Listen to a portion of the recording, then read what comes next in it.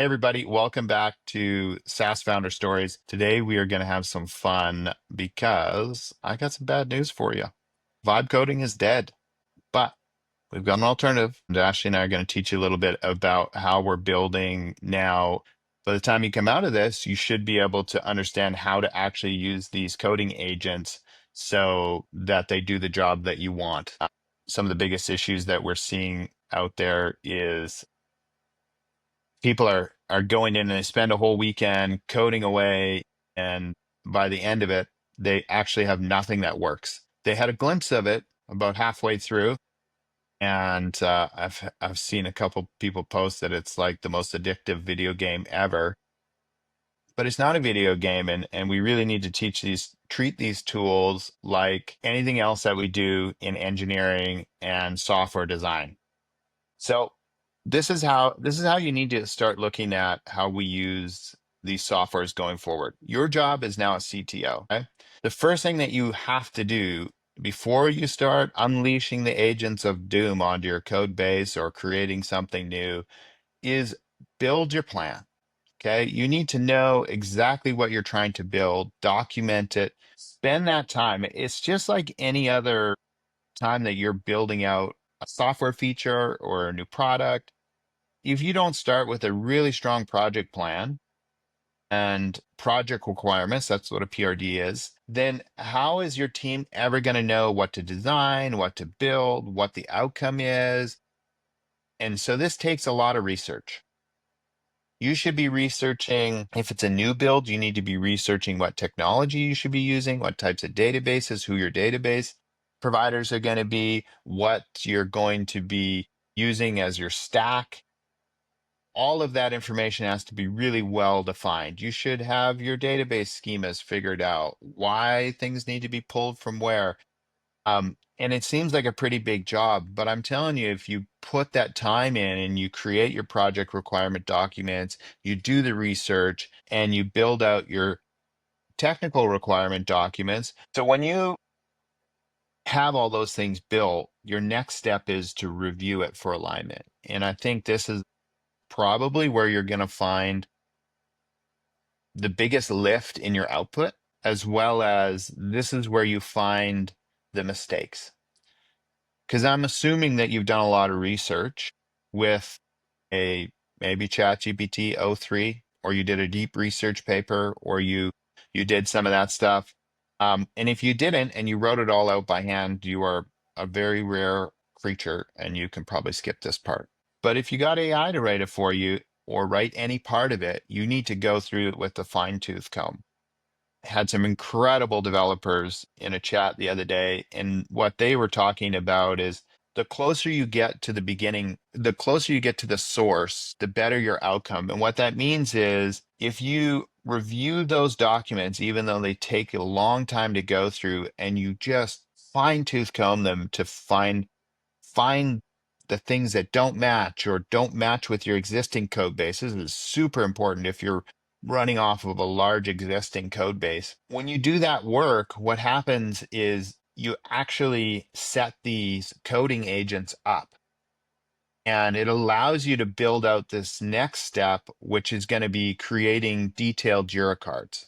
When I create these, first of all, I don't write them. I get AI to write them. But I take my project requirements, I take the parameters and what we want to build, outcomes, the user scenarios, and I put it in and I say, I want you to create a JIRA card with all the guidance at a level that a junior developer would be able to follow. And the reason why I would do that is because once you have all those JIRA cards built out, now you can go back and see how does it align with your project requirement documents, your technical requirement documents.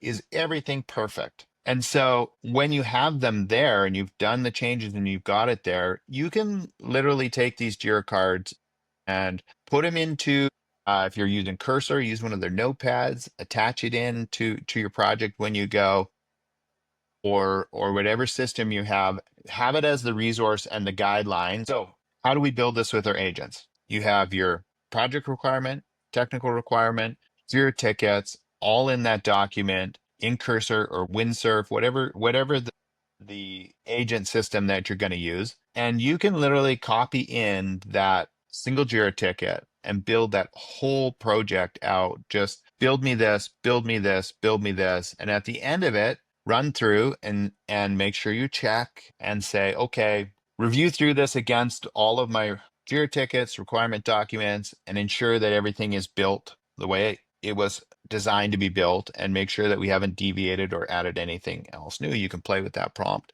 do your testing, and deploy it through your CI/CD pipeline. And you will find that you can take a 4-6 week build and you can probably do it in about 3 days. And so that's why vibe coding doesn't work, is because you didn't put the time in to plan in the beginning. You didn't put the specifications in, and you just let an AI go off and build something willy-nilly. And you can do that with humans too, and you won't get what you want. And that's probably why the last thing you built with a team that you didn't explain it to very well didn't work. Have fun. We are ready to ramp up our go-to-market for Lynda AI. And so over the past month and a half, I've been learning about social selling and diving in, testing different tools. So today I'm going to show you a little bit about a new process I put live involving a couple softwares. So social selling, we're looking at buying signals. This post is a great example of someone who's talking about their founders, CEOs, leaders, they need to let go, hire exceptional assistants. And so this is a great opportunity. Trigify here. We're using this to monitor the social signals and build highly relevant lists. So for example, we just saw this post. What I did was I filtered down CEOs, founders in the United States, in Canada, and within certain industries.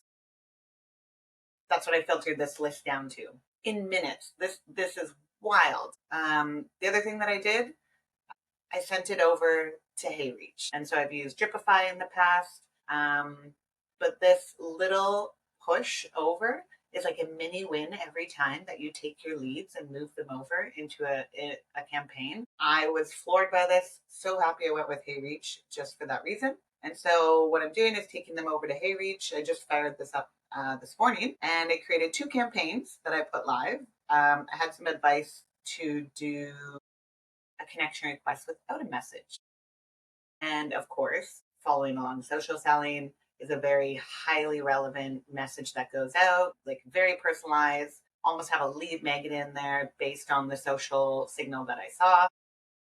But yeah, popped, I think around 50 leads in each one, letting it fly. We're going to see how many connection requests come out of that and then carry the conversation on as we go. After that, of course, how am I managing these prospects, these leads, and their life cycle through to coming on Lynda? I am using Breakcold for a CRM. What's funny is being bootstrapped over here. I can't show you Breakcold today. Got to go pay the bill. But yeah, I mean, one day I might enrich this data with Clay. Clay is super expensive, not there yet. Being bootstrapped, doing it my way, excited to see the results. Anyway, building in public over here. For anyone who's interested in social selling, wants to chat about it, send me a message.